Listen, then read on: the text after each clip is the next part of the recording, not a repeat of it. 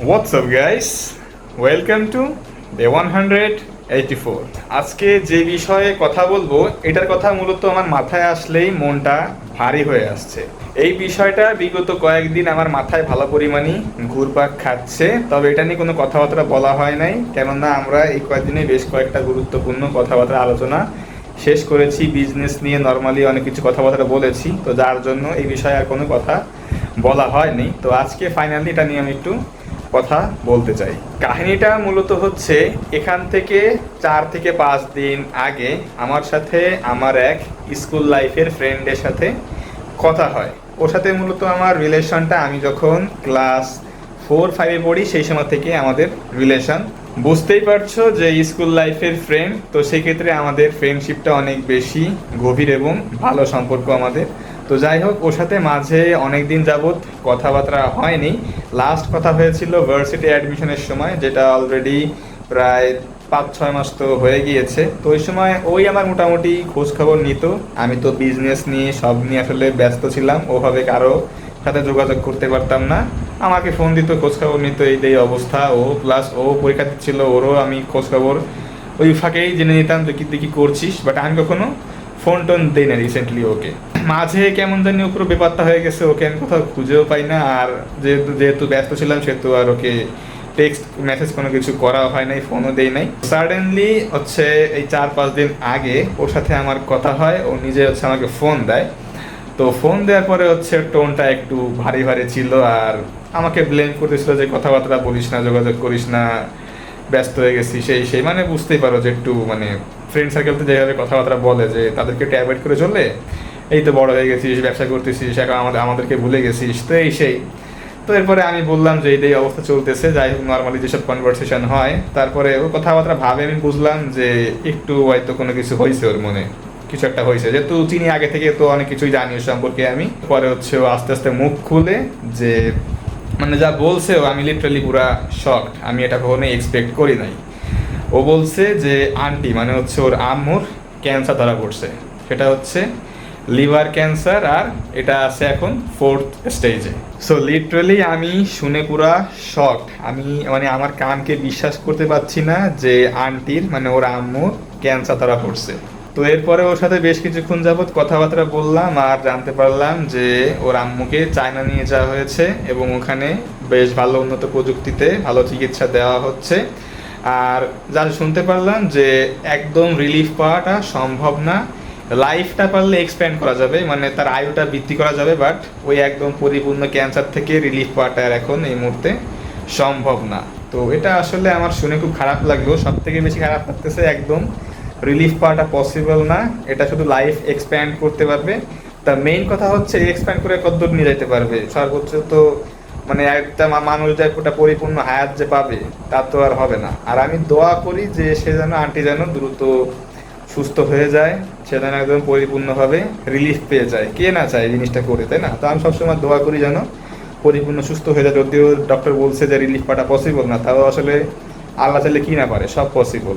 তারপরে ওর আম্মুর খোঁজ খবর নেওয়ার পরে ওর খোঁজ খবর নিলাম যে কি অবস্থা, কেমন কি আছে। যা শুনলাম ও শুধু ওর ভাইটাকে নিয়ে আসে খুলনাতে, ওর ভাইয়ের বয়স হচ্ছে 8 বছর, একটা বাচ্চা।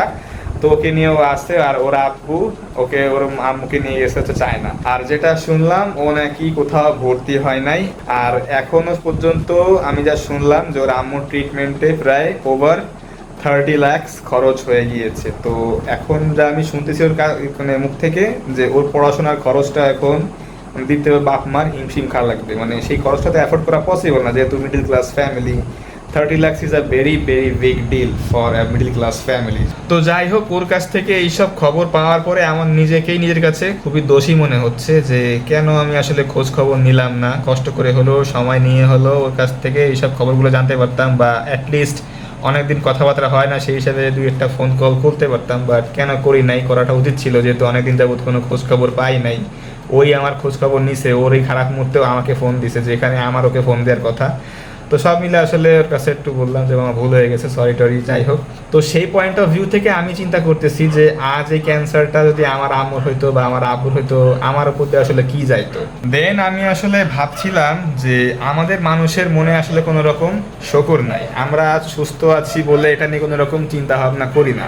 আমরা শুধু ভাবি যে আমাদের আরও লাগবে আরও লাগবে, ওর ওইটা আছে আমার এটা কেন নাই, ও এখানে সপ্তাহে একদিন করে দুদিন করে রেস্টুরেন্টে যায়, আমাকে আমি যাইতে পারি না। তো এইসব বিষয় নিয়ে প্রতিনিয়ত কম্পিটিশন চলে, ওর ওটা আছে আমার এটা নাই, এইসব নিয়ে আসলে আমরা সবসময় একটা দুশ্চিন্তা করি বা এরকম একটা হিংসা প্রতিহিংসাজনক একটা ব্যাপার আমার মধ্যে চলে আসে। তো আমরা যে সুস্থ আছি, ভালো করে বাঁচতে পারছি, কোনো বড় সড়ো রোগ ব্যাধি নাই, এটা নিয়ে মূলত আল্লাহর কাছে আমাদের কোনো রকম শুকরিয়া নাই। তো এইটা আসলে আমাকে ওই সময় খুব বেশি ভাবাচ্ছিল যে আমরা আসলে কতটা অকৃতজ্ঞ।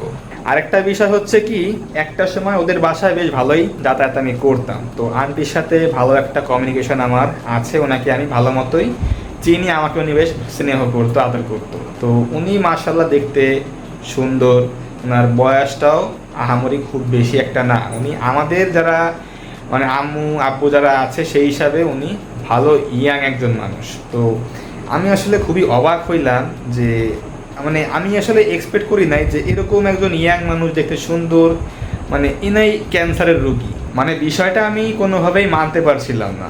তো আলটিমেটলি এই কথাটাই উঠে আসে যে মহান আল্লাহ তাআলা কখন যে কাকে কোন সমস্যা দেয়, কোন রোগ দেয়, এটা আসলে ডিটেক্ট করাটা একবারেই অসম্ভব।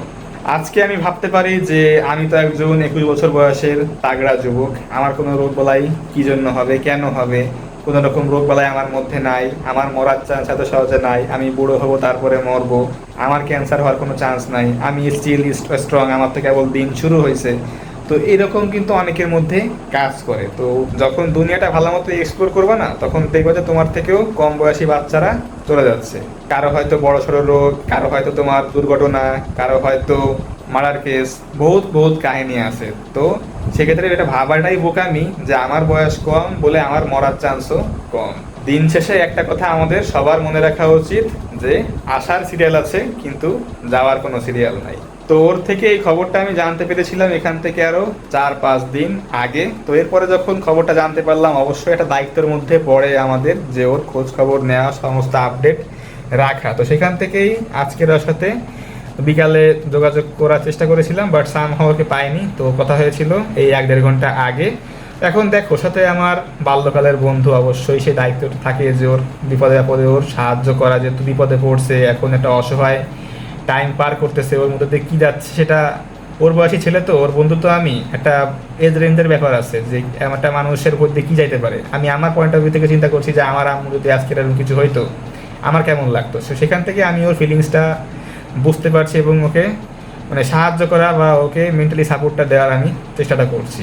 তারপরেও মাশাআল্লাহ ওকে দেখলাম বেশ ভালো স্ট্রং আছে, ওভাবে ভেঙে পড়ে নাই। হয়তো এরকমও হইতে পারে যে আমাদেরকে দেখানোর জন্যই বাইরে থেকে নিজেকে স্ট্রং রাখছে, বাট হয়তো ভিতর থেকে একদম ভেঙে পড়ছে। তো আলটিমেটলি তোমাদের সবার উদ্দেশ্যে আমি একটা কথাই বলবো যে তোমরা যে যাই করো না কেন, যার যেই অ্যাম্বিশন ড্রিম যাই থাকুক না কেন, সবাই আগে নিজের যেরকম আসো, তোমাদেরকে আল্লাহ যেরকম রাখছে সেই সব অবস্থান থেকে আল্লাহর প্রতি শুকরিয়া জ্ঞাপন করবা। আজকের ভিডিওতে কথা বলার সময় বেশ কয়েকবারই আমি ইমোশনাল হয়ে যাচ্ছিলাম, বাট আমি আশা করি আজকের ভিডিওতে আমি যেই মেসেজটা তোমাদেরকে চাচ্ছিলাম দিতে, আশা করি তোমরা সেটা পেয়েছো। ওকে, তো ভিডিওটা আজকের আমি এখানেই শেষ করছি। দেখা হচ্ছে ইনশাল্লাহ আগামীকাল। Take care on yourself and আল্লাহ হাফেজ।